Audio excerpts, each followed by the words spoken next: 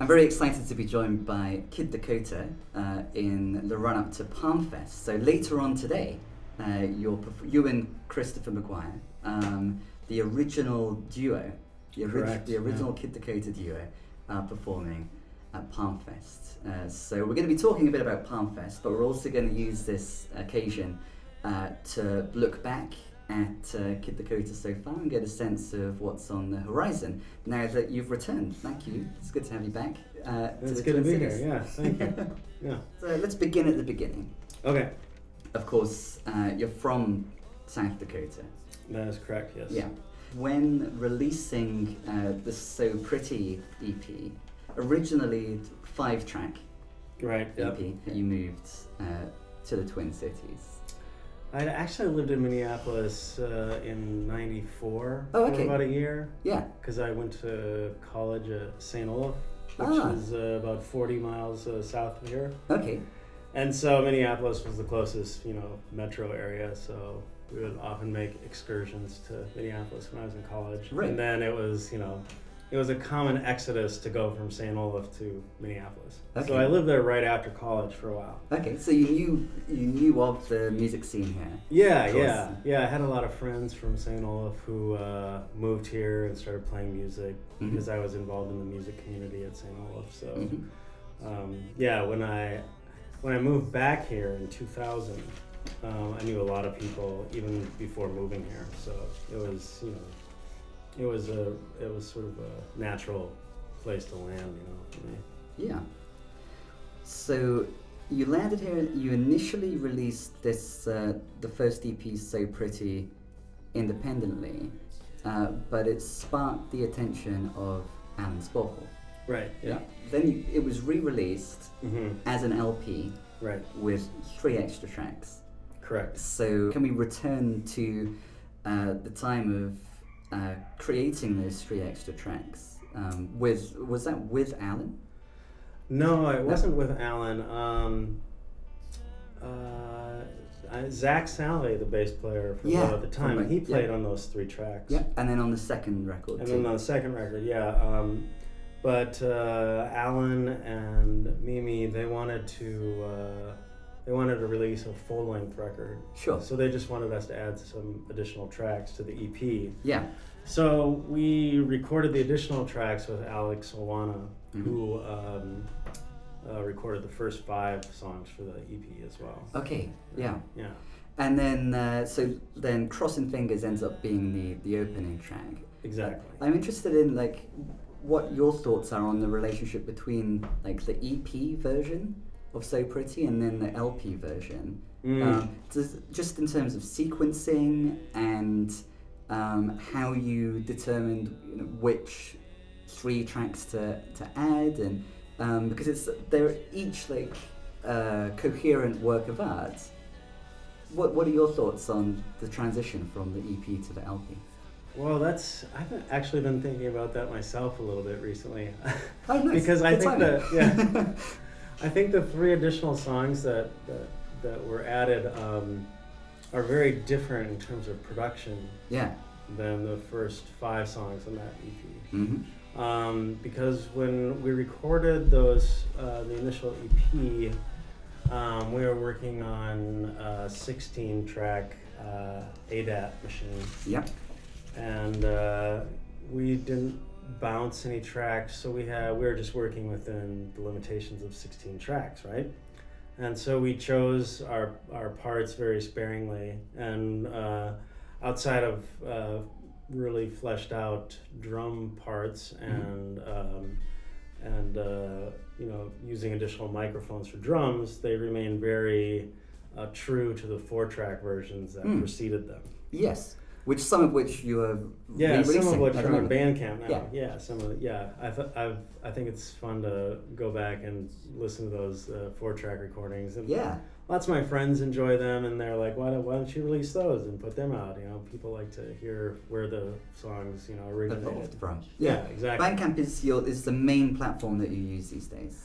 Yeah, for most of that stuff. I mean, the albums are obviously available, all over the place. Yeah. But just when I'm putting out, little the 4-track stuff or other things. Yeah. I just put it up on Bandcamp. It's kiddakota.bandcamp. Right. Yeah. So then when we did the 3 additional tracks, we Alex had just made the switch over to Pro Tools. So then we had we basically had unlimited tracks of that. Yeah, right. Quite a shift.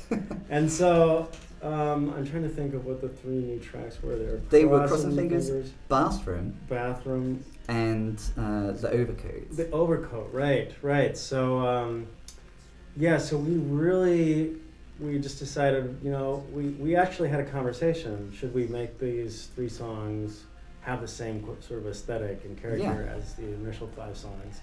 And we eventually decided, no, let's just do whatever we want to. Yeah. And so we did. And the result is that you have, sort of 2 disparate groups of songs on that first LP, the initial 5 and then the additional 3. But and then sequencing them, we thought, well, we could keep the integrity of the EP and have like a side B. Yeah. Or we could put these 3 songs in front of those 5 songs. But ultimately, I decided just to, sequence it in the way that seemed most effective with those 8 songs in mind. So now the EP, in LP form, it begins with Cross and Fingers, and it's late at night. I let the phone ring, but no one picks up. I try to pretend, yet you must be asleep. And then there's this recurring focus, I think. There's this idea, trying to think one thing, but I know. And there's a couple of songs on that LP where there's this refrain, but I know. It comes up, there's no doubt that you should stay, but I know. So right, and Smokestack, that's the song that you're talking about right there. Smokestack, right. I guess that I have never even actually noticed that before. So I think knowledge and cognition. I mean, so you referred to college already, right? So you were at St. Olaf's, undergrad, and now you're studying philosophy. You have been studying philosophy, right? At Virginia Tech, right? Yeah, I got my. I did my BA in philosophy. Yeah. And then that was in '94, so that was a long time ago. And then I just got my MA in philosophy in 2015. Congratulations. And now thank you. And now I'm doing a PhD. It's an interdisciplinary program, but mainly it's focused on philosophy and art and aesthetics. But I mean, cognition, epistemology, they've always been really interesting to me. And I'm sure, my interest in philosophical issues and topics, creeps into my songwriting. Yeah, sure. It's an interesting metaphor, so it kind of creeps in. Yeah. We're using words like epistemology and cognition. Right, How comfortable do you feel using those words and this, thinking about your songwriting in that way? Do you want there to be a divide between your philosophical work and your songwriting? That's an interesting question, because part of the reason that I started this PhD program, and part of my objective in this program is to bring these 2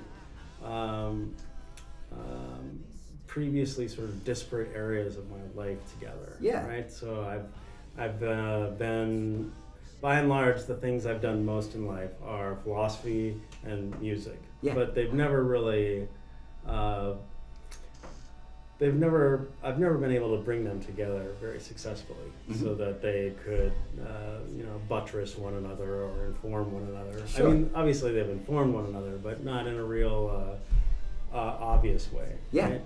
Right? So in my PhD work, I'm actually trying to bring these 2 disparate sort of camps together. Right? So that I don't have these 2 areas of my life which seem very different. It's trying to unify. So whereas some songwriters might be, even if they're philosophers also, they might be resistant to using philosophical terms to describe what they're doing. Right. Would you say you're more open? Yeah, definitely. And I like the idea, like the Nietzschean idea of disciplining oneself to a whole. Yeah. So is that partially what you're doing? Like for Nietzsche, we are complex entities, Yeah. of course, and the idea of finding. This is like creating oneself. Yeah, exactly. Yeah, finding is not the right word. Right, yeah. Creating oneself. Yeah, exactly. Yeah. So that's what you're doing. Do you find yourself? Because you were mentioning to me before the interview that there will be a bunch of new Kid Dakota music in the upcoming months, years. Right. Yeah. There's going to be quite a bit. There's going to be a bunch of it. Yeah. Do you find? Would you say it's more philosophical as you're disciplining yourself to a whole, or is how do these things like cognition, knowledge show up? Yeah, if at all.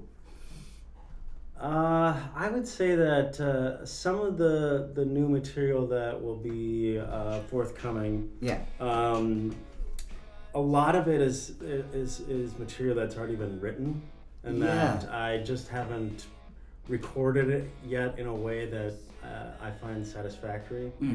So, and it's stuff that I've tried to record in different settings, and it's never really worked out the way I wanted it to. And I haven't had a studio of my own up and running for about 4 years. I mean, I've had one, but I've been in graduate school, and I also did a stint as a K through 12 music teacher. Oh, nice. From 2010 to 2013. Yeah. So for the past 7 years, I haven't really been focused on music, my music per se. So in that time, and even before that, songs were accruing. And now there's a huge sort of back catalog of songs that just they have to come out, you know? So I'm really focusing on getting those songs finished. And there's different groups of songs that I'm working on. So in December, the first thing that I'm going to release is a record called Denervation. Which the title track is available on Bandcamp. Yes, a version of that song is available on Bandcamp that was in this movie called Blunt Force Trauma. And it was over the closing credits. For that. Oh, nice, with Mickey Rourke in the movie. Yeah. It will be a similar version to that will be on the record, but it'll also be slightly different.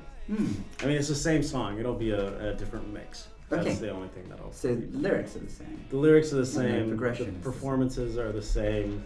There might be some additional vocals on it, but otherwise it'll, by and large, be the same. Okay. Yeah. Denervation? Denervation, yeah. So am I pronouncing it right? Which is a relevant question. Yeah, it's denervation. Denervation. Right. Okay. Right. There is a lyric about getting the pronunciation right. Right. What does that word mean, and why is the first of the new records? Why is that the right title? Right. It's the condition of a nerve that's damaged and it no longer is sending signal or information. So if it's a muscular nerve, it's no longer controlling the muscle. If it's more of a sensory nerve, you won't be feeling hot or cold or soft or rough or these sorts of. You won't have these experiences, right? Yes. So I was involved in this really terrible bike accident. Cycling accident. Yes, I read about it. Where I broke my pelvis. Yeah. And so I experienced a lot of nerve damage, and it was up in the air whether or not I would be able to walk without a brace. Ever? Yeah, for the rest of my life. They were like, you might need a brace to walk because these nerves might not work anymore. And I was like, what do you mean they might not work anymore? You're the doctors. Can't you tell me whether or not the nerves are going to work? They're like, nope, I can't tell you. It's just kind of up to the nerves whether or not they heal. And so it was a really difficult time in my life, and it ended up being really inspirational. I wrote a lot of songs about legs and mobility and nerve damage, and because I spent 3 months in bed recuperating before I could put even any weight on my legs. So you couldn't play guitar even? I couldn't really play guitar, no. It was really challenging for quite a while. And then after that I spent like a half a year doing physical therapy And after about a year, I could pretty much walk the way I could walk before I had the accident.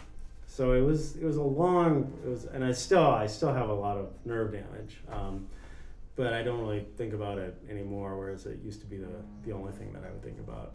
Even understandably, yeah. Yeah. It was a really intense, all-encompassing experience. Yeah. So you have a collection of songs, right? Where even in the title track, which is the only one that I've heard of, obviously, right?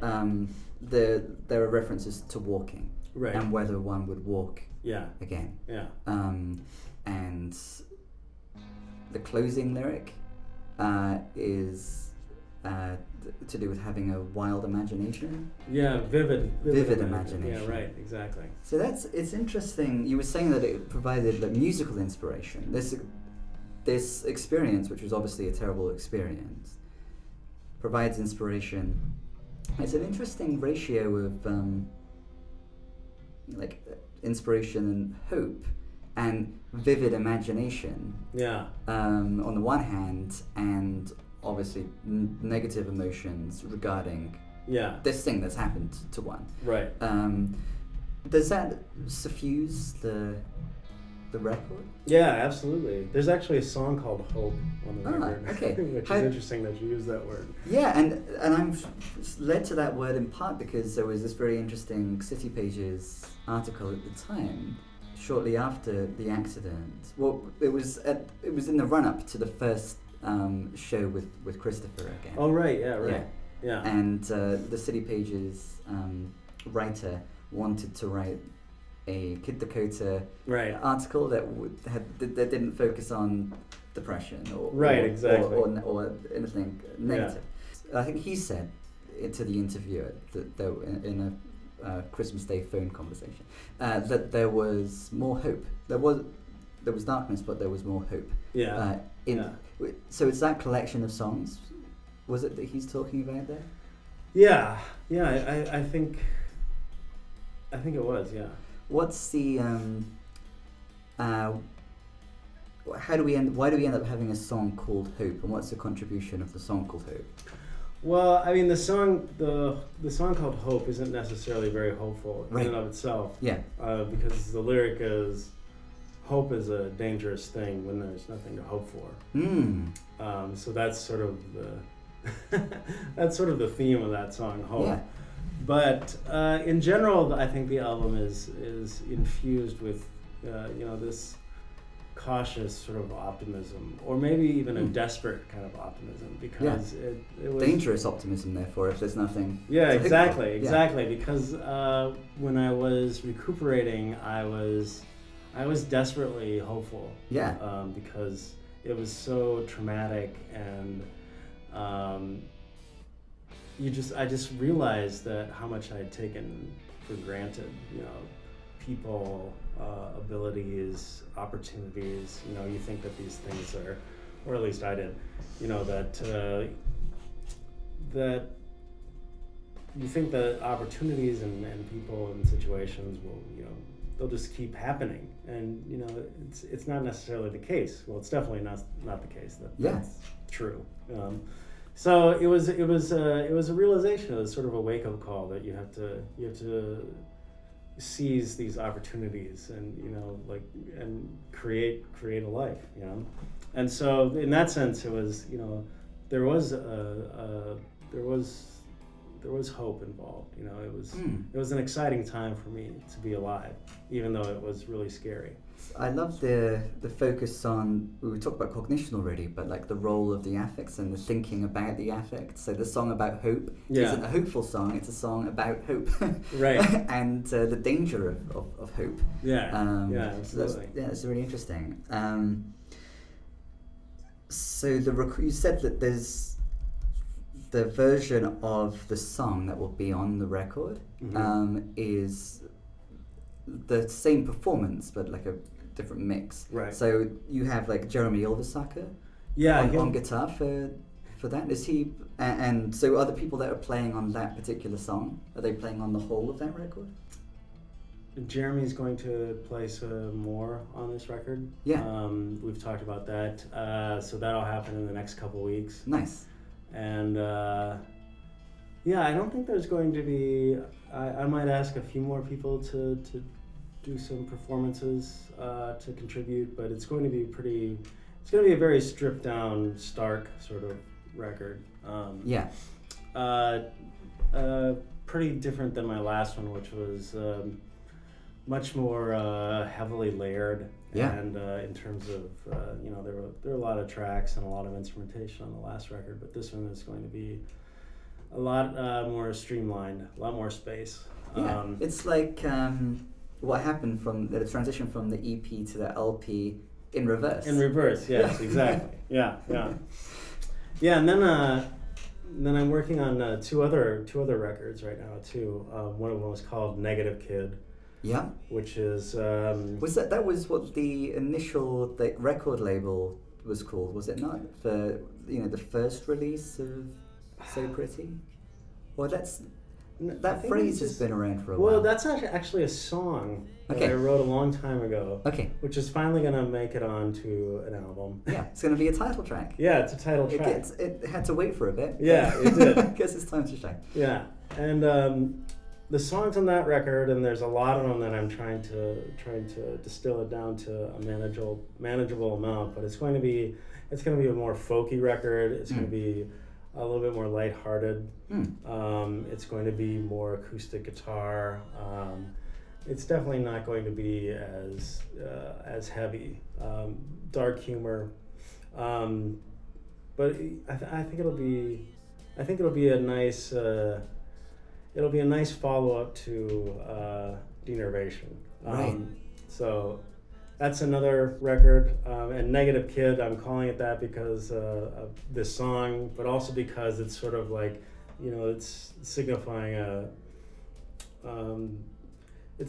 a different approach. It's sort of like, Kid Dakota's traditionally been, electric guitar, drums, loud, very dynamic, but this is going to be very different than that. So it's like not Kid Dakota, but still Kid Dakota. So yeah, so you will remain Kid Dakota, but the negative Kid, that kind of shifts what Kid Dakota is. Yeah.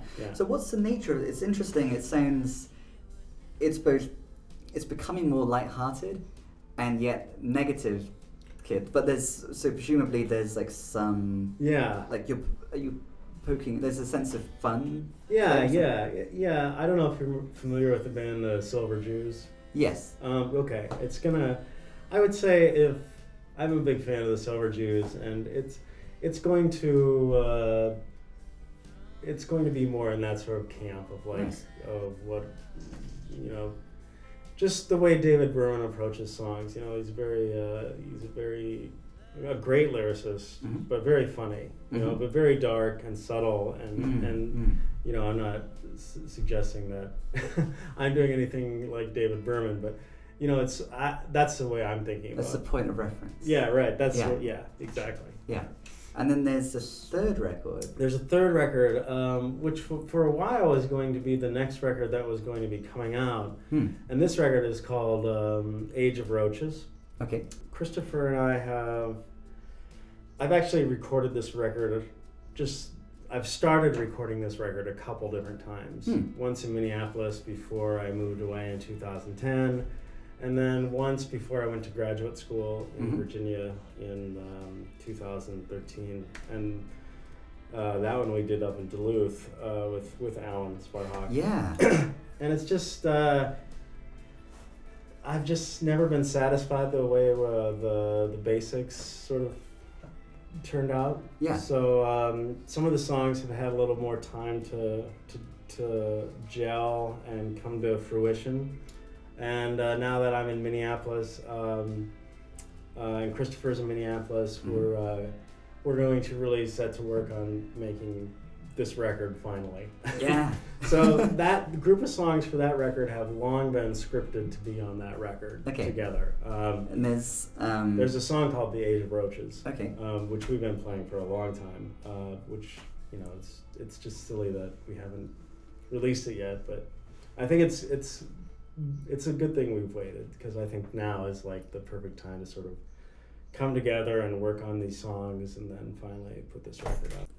Do you know what the sequencing even of that record's going to be, if you've had the tracks determined right now? I mean, I have some ideas of like, the sequencing, yeah. Yeah. I mean, there's a lot of things about that record that have already, sort of been decided. I mean, that again is another sort of very dark record. Yeah. But what's the nature of that darkness?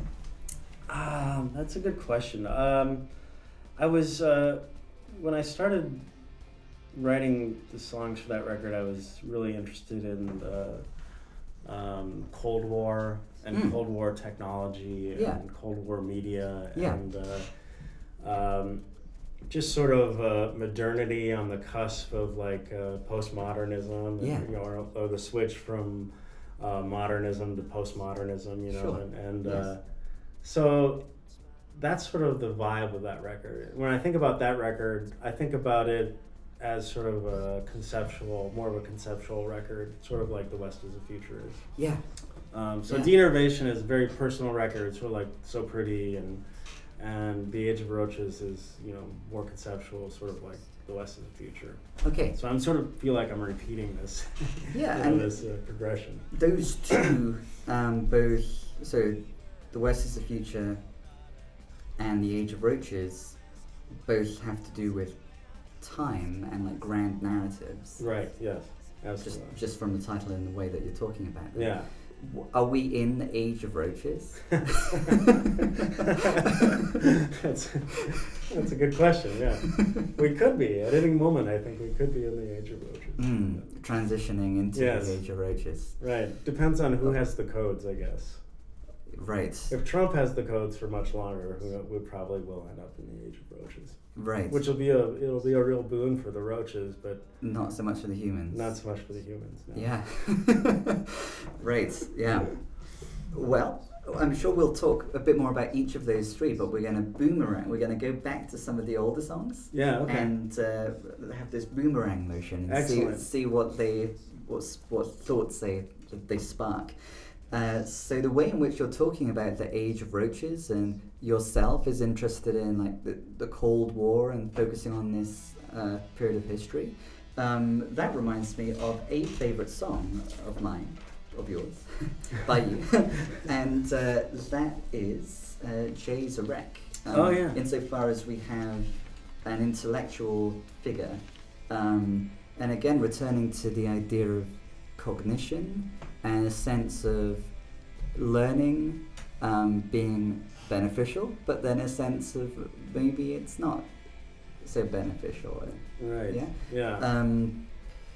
So Jay's up late at night. He's deconstructing history. I like that the British get a shout out there. Right.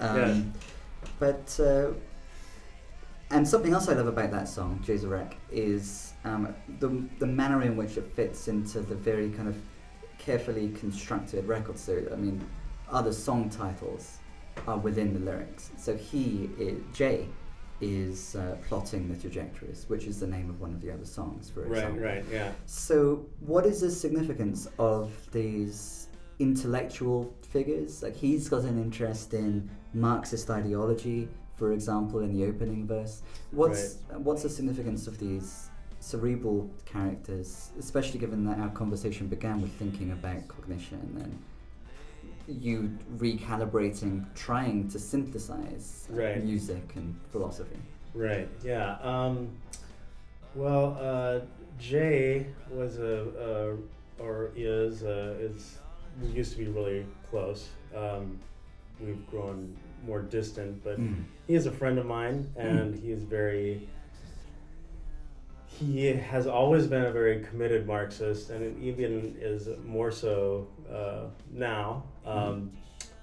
And it's been for me, as I've gotten older, I've always had, one foot in these camps, where it's like I'm friends with people that are, they're musicians. Yeah. And they're not not academics, and you know, obviously there's no judgment there, but they're just not interested in academic topics. Yeah. You know, and then I have these friends that are academics, and although they may enjoy music, they know absolutely nothing about music in the same way that musicians do, right? Yeah, and it doesn't have the same existential significance to them necessarily. As a songwriter, if you have this period when you can't play guitar, that has a massive impact on like how you live. Yeah, absolutely. Yeah, and I've actually been very cognizant of the fact that I live very differently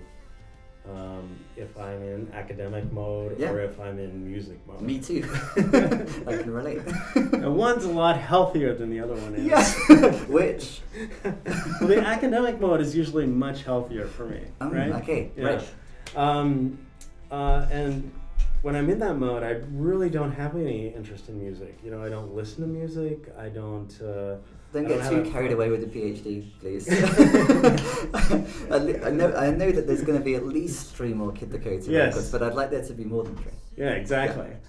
I mean, I feel like it's this. I'm a big Nietzschean, and I'm glad you've already brought him up. But you know, his recognition of the distinction between the Apollinarian and the Dionysian. I think this is a very astute observation. You know, in terms of an analysis or a way to think about human nature. Yeah. Human nature. I'm going to put that in quotes, scare quotes.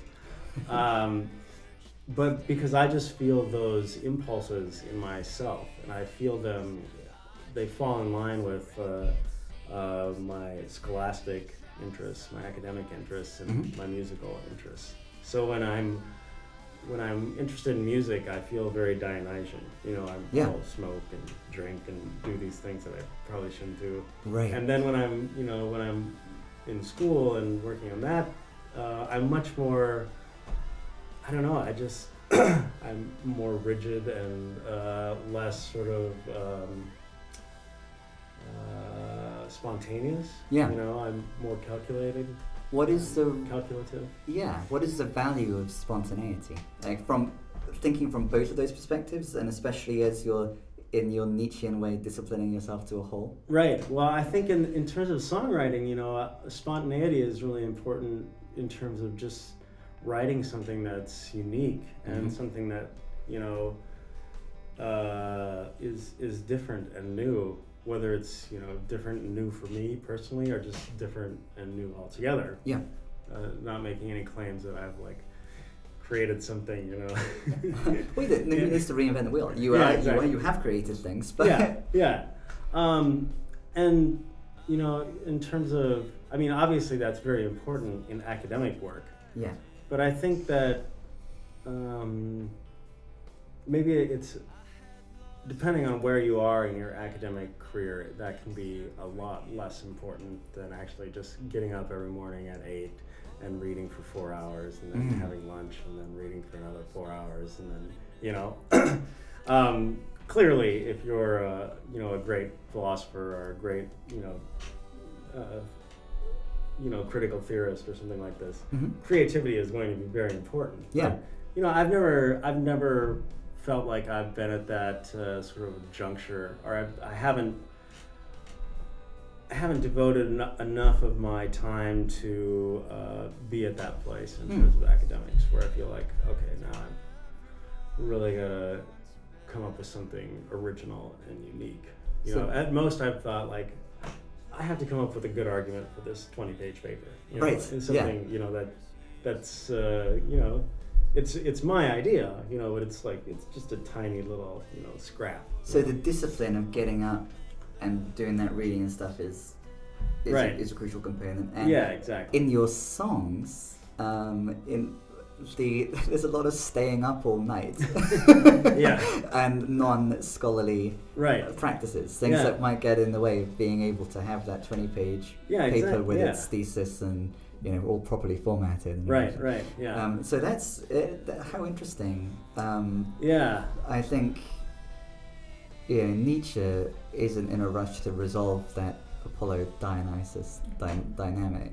Right. I mean, I think he thinks that I mean, that is sort of the goal in life, is to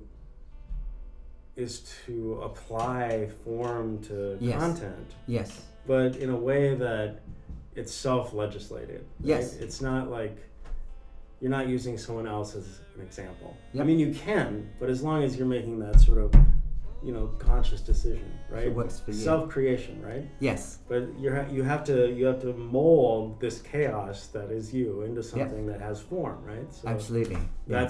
that's always the tension, between the Apollonian and the Dionysian.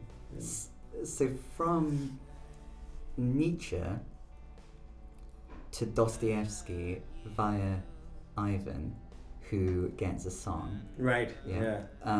This is on The West is the Future. Right. Yeah.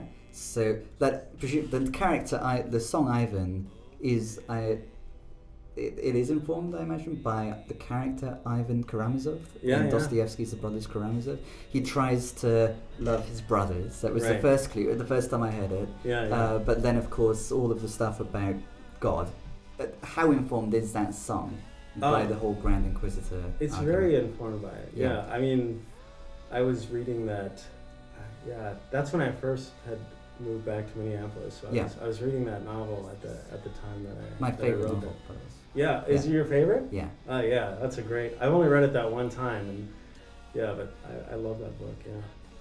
So I try to have a song about something about Russian literature on every record. I don't know if I've been successful in that. War and Pieces, for example. War and Pieces. Yeah. The first record, The Overcoat. Oh yeah. Gogol. Yep. And then. Do the 3 new records have Russian literature? They don't, actually. I really let myself down. It's okay. So now you have to definitely do a 4th new one. I know, yeah. To get the Russian literature back in it again. Yeah. But yeah, so I was thinking from Nietzsche and human nature to Dostoevsky and human nature, because Ivan, the whole Grand Inquisitor thing, is about human nature. Can you give a brief summary of the Grand Inquisitor argument as it pertains to this song? At this moment, I cannot do that.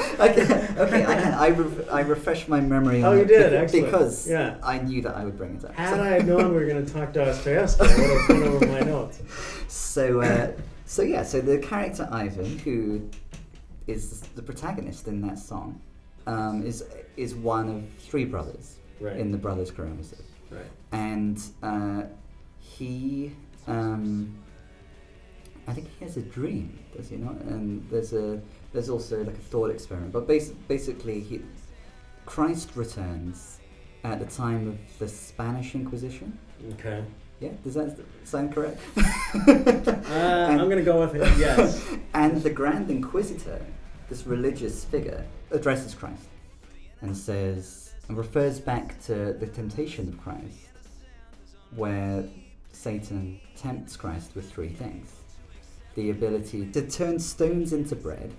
That's a valuable skill. Yeah, exactly, yeah. The hunger needs to be sorted before people can be saved.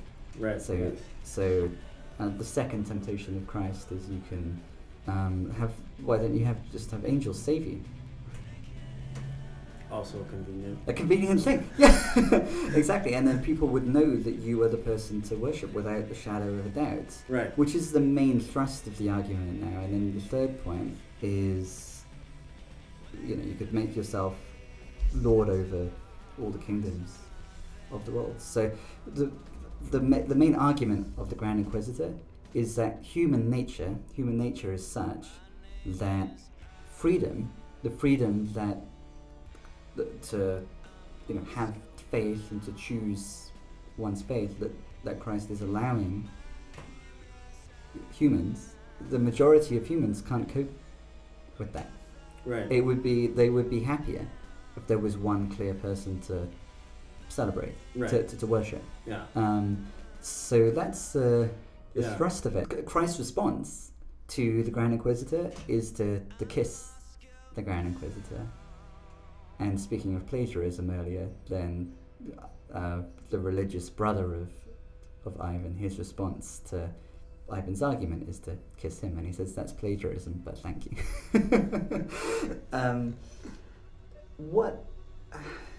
So again, we have this very conflicted cerebral character. And it's interesting that you were highlighting that the scholarly aspect is healthier. Because for some of these cerebral characters, like Ivan, for example, let's just focus on what happens to the character Ivan in your song. How purely good is the intellect for the character Ivan in the song? Right. The voice of reason speaks, it speaks persuasively, it whispers in my ear to think progressively without fear. Right. Yeah. Just think. Yeah. Like the power of reason will sort everything. Right. Exactly. I mean, yeah, that's sort of, I mean, that line is obviously questioning the ability of reason, or the highlighting the limits of rationality is part of, I mean, that's a significant theme in all of Dostoevsky's work, right? Mm-hmm. Mm-hmm. So I also am very skeptical, you know, of reason and the ability for things to be understood not only correctly, but you know, in completely and correctly. Mm-hmm. So that's one of the things that has always drawn me to Dostoevsky. Is he also is very, you know, he's also very suspicious of that not only that desire, but that faith in reason. So I think that oftentimes, you know, this reason can hinder a more humanitarian sort of comportment or relationship with people, right? And especially in the, you know, the Enlightenment era, you know, the idea that there's progress, right? The idea of progress is a very novel idea, especially, you know, in the 19th century. This is a relatively new conception, the idea that we're progressing, right? That things are constantly changing in such a way that they never go back to the way they were before, right? It's all getting better all the time. All getting better all the time. Exactly. The age of the roaches is... I mean, this is Hegel's, you know, everything is getting better. You know, Hegel he's swept up in this, you know, this sort of, the zeitgeist of the scientific revolution. Yeah. Basically, like everything, we're going to understand things, people are getting better, our condition of living is getting better, everything is going to get better. And even Marx, if we see this dialectic continuing in Marx. Right, exactly. And I mean, and then Hegel reads this teleological orientation of history back into history. Yeah. Even though, you know,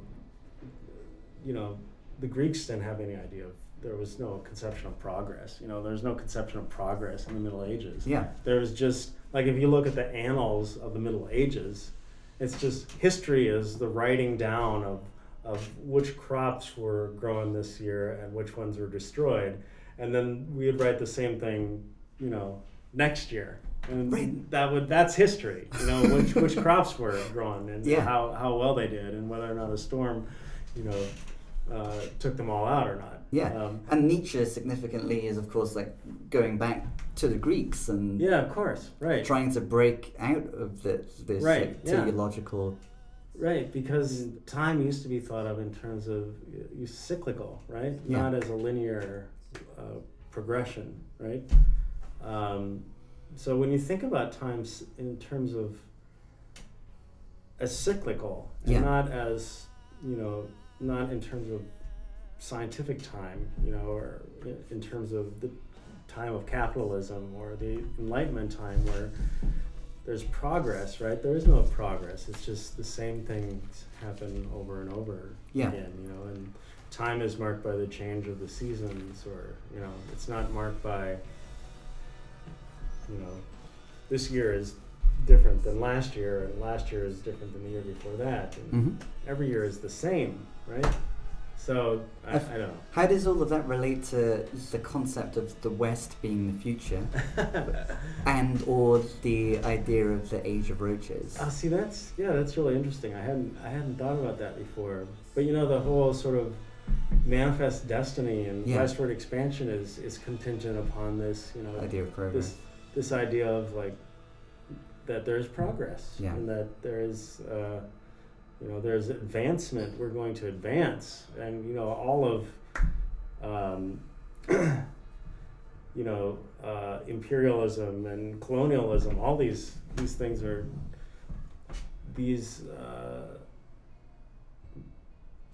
the way that we've imposed our rationality and our sort of standards on other cultures is based on the idea that there's progress, and that we're further along than you are, and now you have to catch up to where we are. It's a progress narrative. Yeah.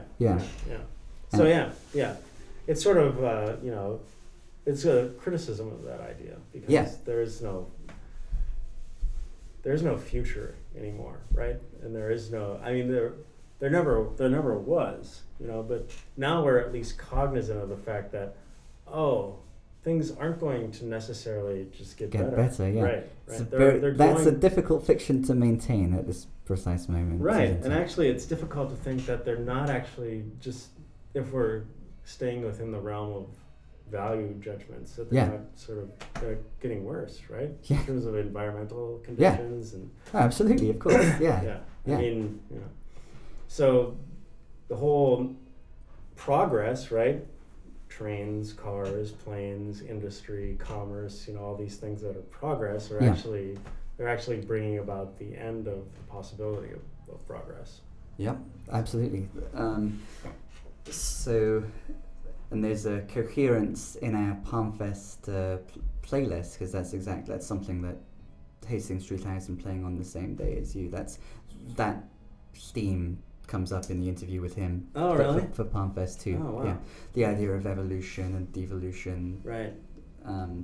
Being kind of inseparable. But it's interesting. You've been talking about there being a relationship between kind of so pretty and the first of these new records, and then the West is the future, and the second of the new records, where there's like the more personal, and then there's the more abstract. Kind of philosophical and focusing on the grand narratives. But how does the role hope is something that comes up in the first of the three new records, right? And the lyric is about hope being a dangerous thing, right? And I just wonder, like, what's the significance of that theme and thinking about like the dangers of affects like hope. The desire for things to be getting better when there's so much evidence that things are not. That's a good question. Because I'm trying to bridge like the personal and the more conceptual and the abstract, because these things. You're the same person. Yes, exactly. And it's coherent. Right. But it's interesting just oscillating and thinking about something that's normally thought about just in the personal realm. Right. Yeah, I mean, I definitely write from these. I can recognize that I'm writing a very personal song, or I'm writing a song that's more like a narrative. That's it's about something besides myself, right? Yes. So this song Hope, is very much in that first camp. It's a very personal song. It's about an experience that I had. I'm not sure about the possibility of tying it to this other sort of camp of songs or sort of way of writing that I do, but But the idea of it being like hope could be like the worst thing for humans to have it in this particular, like, hope that we can like keep that positive trajectory that was like a fiction going. Absolutely. There's some funny lines in that song. I'm trying to think of hope is a dangerous thing when there's nothing to hope for a bird with a broken wing and the sky slamming shut like an oak door. In the chorus, or the bridge goes, like the countryside after the war, advertisements from boarded up stores, like a stray dog that's outside your door, like a sail full of wind of a ship that's been moored.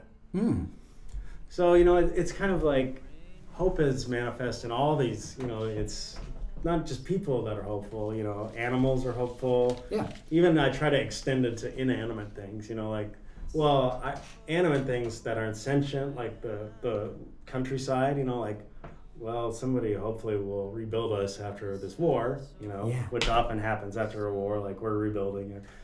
And then the dog is hopeful, My favorite philosopher and Nietzsche's favorite philosopher, Spinoza, that's his central idea, the idea of the conatus, that every living thing is characterized by its endeavor to survive, to maintain equilibrium, to become more powerful. Yes. So it seems like that's absolutely. an idea, like both as a philosopher and as a musician, like in your songwriting, this idea of focusing on the endeavor of not just humans but all living things. Right. Even inanimate things. Yeah. I mean, which I think is where Deleuze gets a lot of inspiration from Spinoza. Yeah. So in that song where I talk about like a sail full of wind of a ship that's been moored. I just imagine this ship sitting out. It's run aground, but the wind is really blowing and the sail is just full. But absolutely nothing is happening. Right. How interesting. So, so as you are, focusing more on philosophy and you're preparing to, write up your thesis and stuff, I think that there's so much more going on, than the tropes of like the day and the night and like light.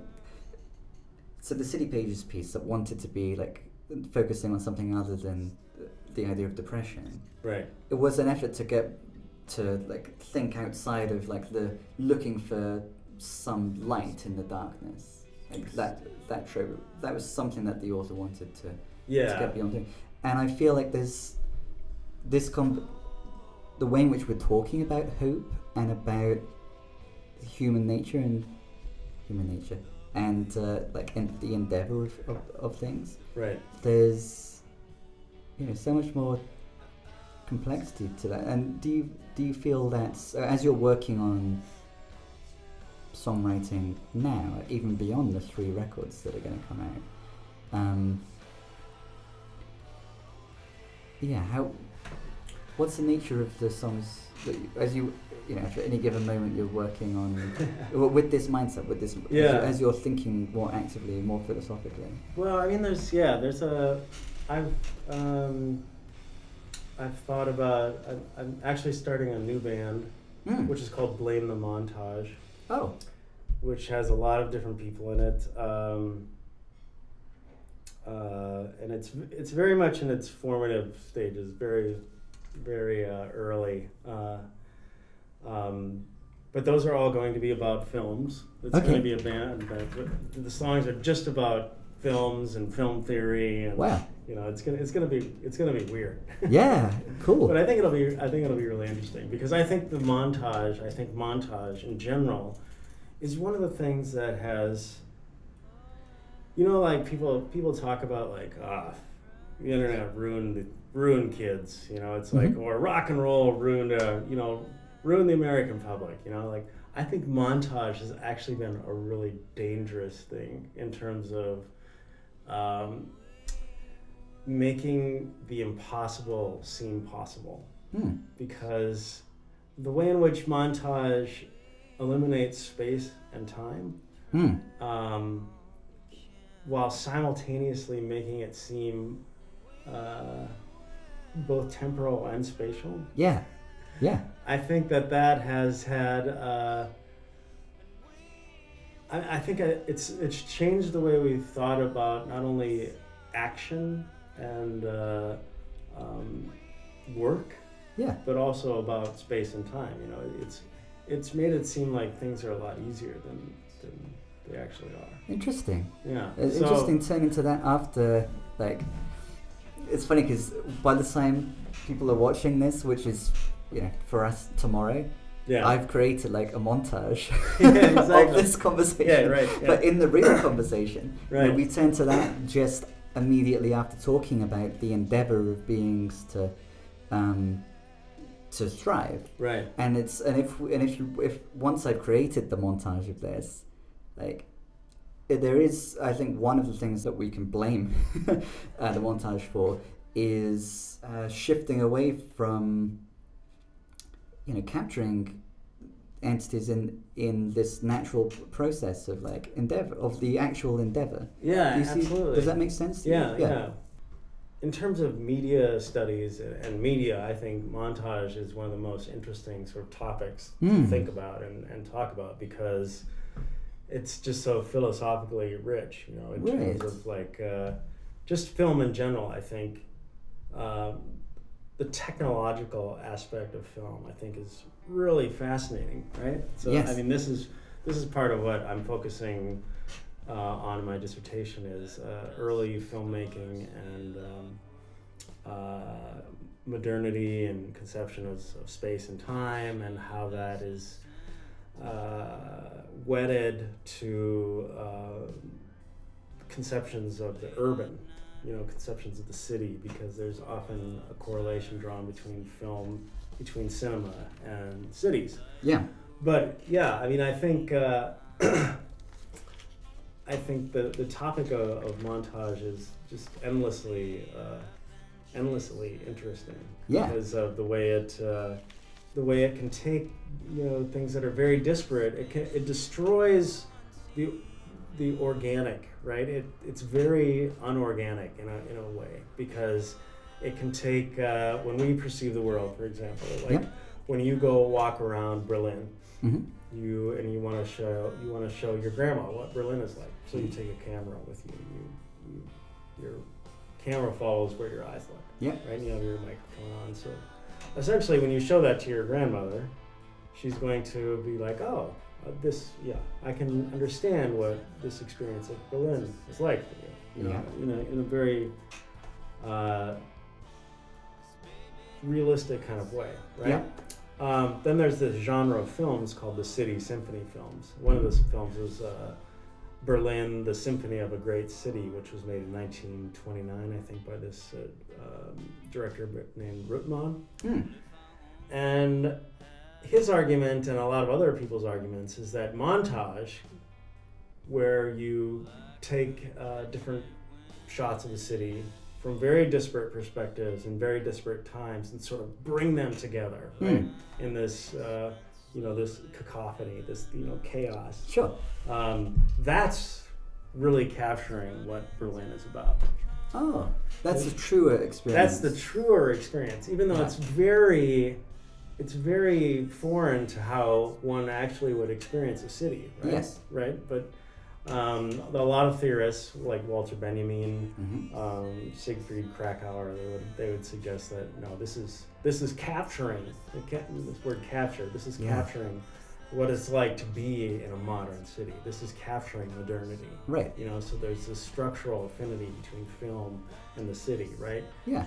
Or specifically the structural affinity between montage and the city. Okay. Because there's so much stimulus in a city, and it's constant, right? Yeah.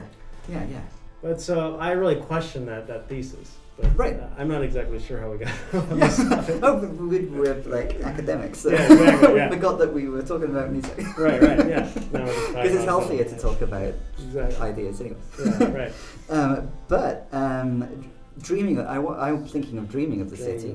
Yeah. Does any of what you were saying relate to the song Dreaming of the city that isn't dreaming of you? Oh yeah, I mean, that's a good point. I wrote that song when I was That's actually an older song. I wrote it in my 20s when Yeah. I think I was on probation in South Dakota, so I Right. couldn't go anywhere. That was Ah. interesting. Yeah. You know, I felt trapped, and Yes. all my friends were living their lives in Minneapolis and Boston and Chicago. And I was putting puzzles together with my grandma in South Dakota. Yeah, on good behavior. Yes, Yeah. exactly. Yeah. Yeah. The Yeah. grandma that one sends the video of Berlin to. Exactly.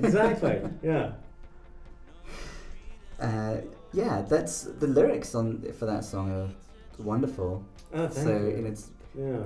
having that time away from the exciting city Right. paid off in Right, the lyrics. yeah. It's almost like a cheap print of a Picasso painting, one with 7 shades of blue. So there we have the idea of like the real and the artificial and the replica and the attempt. How can one, without seeing the actual Picasso painting, witnessing the original, like how can one get the impression of it? Right. Yeah. So there's, you referred to this kind of intellectual discussion being endlessly fascinating. I think we could talk endlessly about it. I think that we should, like when you're releasing these new records, I'd love to have you back and Absolutely. have my my accomplice Jay Mackey with the better cameras create a video for us. Yeah, definitely. But right now, with the focus on Palmfest, let's. What can we expect from today's Palmfest performance? What's the ratio of like new songs to older songs? What's the ratio of philosophical debate to music? That's a good question. I'm going to look at the set list. Cool. I'm going to say that we're going to play the Hope.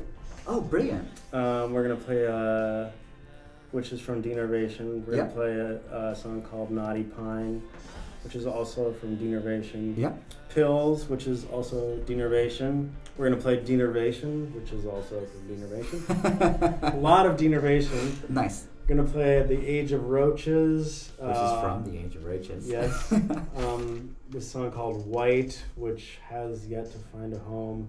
Cold War, which is also going to be on The Age of Roaches. Mm-hmm.